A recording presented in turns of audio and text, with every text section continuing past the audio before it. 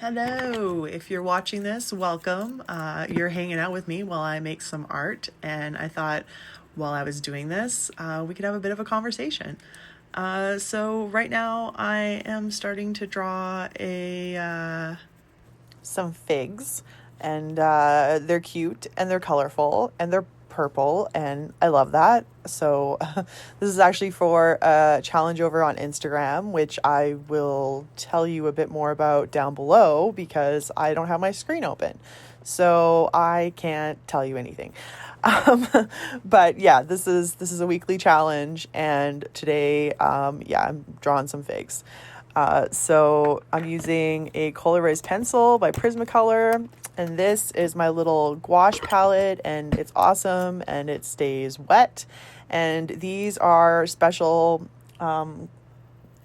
paintbrushes by Craft Ammo by the artist Audra Claire, and they're awesome. I cannot stress enough. They are beautiful and I love them so much.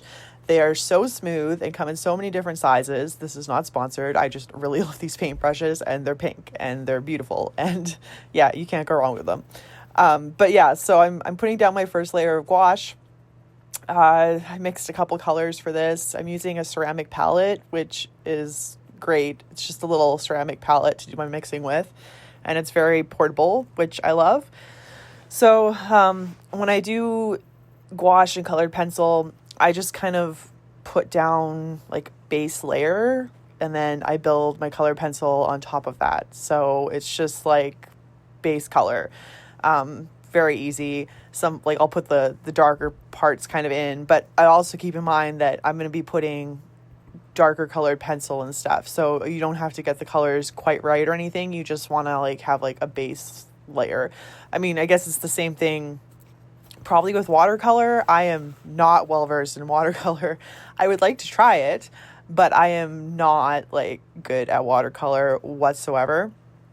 Also, look at this yellow whitish color. Is that not so pretty? Oh, against the purple. Oh my God, I love it so much. It's so creamy. These gouache paints are so creamy. They're not the acrylic ones, because I just can't work with things that dry so fast. I need a little bit more give.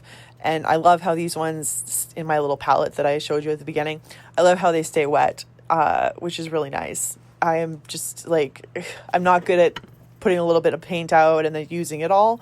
So it's nice to be able to have something that stays, wet.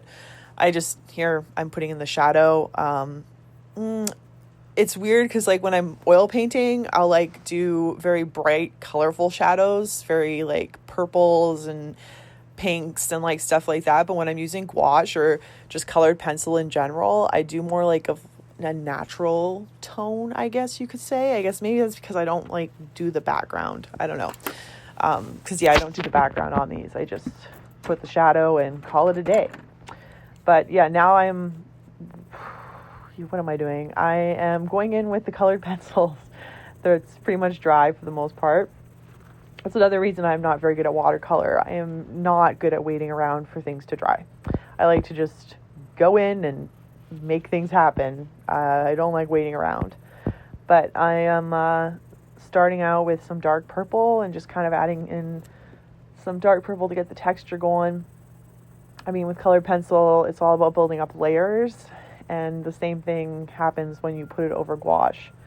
So, and I'm just building it up with some different purples.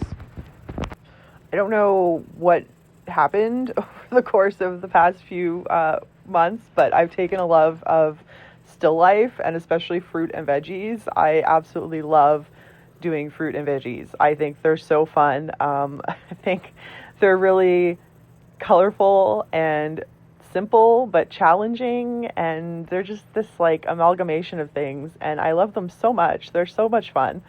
So yeah, when I found this challenge, I was like, oh my God, yes, that's fun. That's something I can get behind every day. I'm putting on some light Prismacolor here, and the light layers so well for Prismacolors. They're really great layering. There's the Holbein set that's pastel colored, and I want to find it so bad, and I can't find it here right now. I'm in Canada, and I cannot locate it. And do you guys know where I can get a set of this? It's like the 50 pastel colored pencils, and oh God, they're expensive but beautiful. And I did get a knockoff version. I might make a little video of that. We can try it out and see what they're like. They don't seem that great. Like, they don't seem to layer over things very well. I tried them on some sort of fruit yesterday and it just wasn't working out. Maybe they're better by themselves, or maybe they're better, layering over some markers. Maybe I'll try that. Yes. We'll do a little experiment video, I think. We'll do like an attempt at layering over gouache and an attempt at layering over marker, and then just them by themselves. Let's try that. But yeah, if anyone knows where to get that set, please leave me a comment because I want it so badly. But yeah, here I am going in with some dark shadow goodness. I love doing shadows. I love putting that like little bit of darkness underneath of the whatever the subject is and blending it into the shadow. Oh my God, it's it's so much fun. I think as an artist, it's just really interesting how, and tell me if I'm wrong or if I'm right or whatever, that you have like certain little things that you just get so excited about, like certain colors or certain, mediums or certain little aspects of a drawing or whatever that you just get so excited about doing. And for me, it's like putting that little bit underneath in the shadow, the darker color. I just love it so much. It's so fun. But I'm kind of weird like that. But yeah, am I the only one? Please let me know I'm not. I'm adding little dots here, little seeds, and I am using a reference for this because, good God, I cannot draw a fig without a reference. I love using references though, especially for fruits and veggies. I don't know. I like translating what I see in front of me. I'm not very good at using my imagination for things like shadows and stuff. I need to be able to see a picture. So yeah, I do have a reference for this, but it's really hard to do the seeds for this.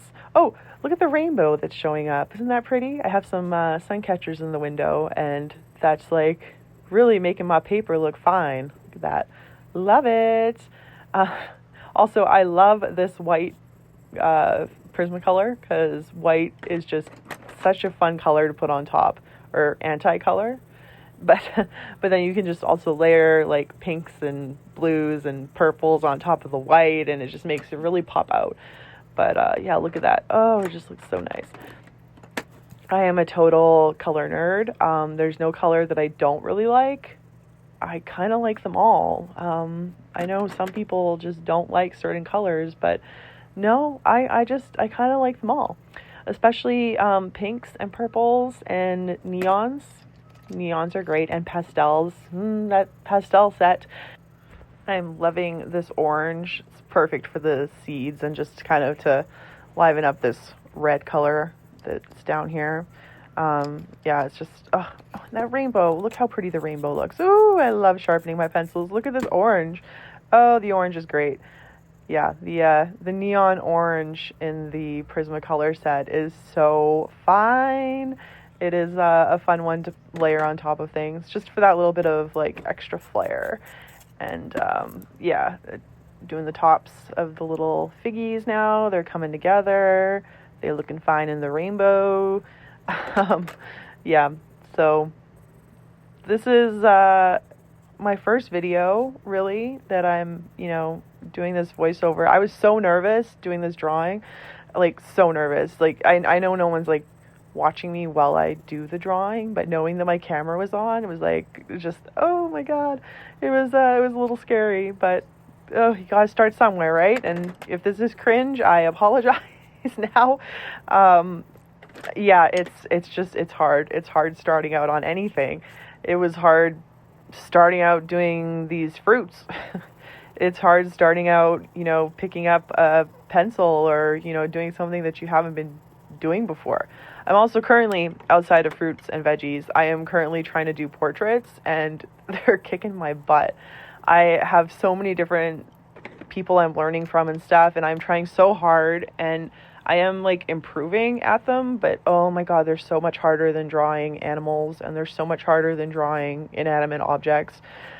People are so difficult to draw, but I am determined to get better at them. I'm taking a digital drawing class right now, so I'm going to be working on that probably after this video and editing this video. And I'm also doing I'm doing the 100 head challenge, but I don't think it's anywhere near good enough to put out there yet. Maybe one day I'll be able to do a 100 head challenge and be proud of it and be excited to make a video on it. But as of right now, no. But yeah, we can at least do some figs.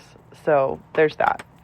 Yeah, getting close to finishing up these figs. But anyway, I am very thankful if you guys stayed till the end of this video. It is like my first major one. And if you guys love colorful art and trying out new art supplies and stuff, and you enjoy, watching art or doing art, or you want just a safe space to hang out and chill and talk, and, please join me. Hit the subscribe, give this a like. Let's build a community. Because I am all about that. I'm definitely all about building a community and being a safe space and just making beautiful things. Here I'm going back in with some last minute gouache details just to do the seeds, because I was finding the Prismacolors were not working for the seeds. They needed, I guess, some gouache to put on top. That just wasn't working out with the colored pencil. But yeah, this is working out a lot better. But anyway, thank you again, and I hope that you enjoyed this, and I will see you guys around, and have a good one. Ciao.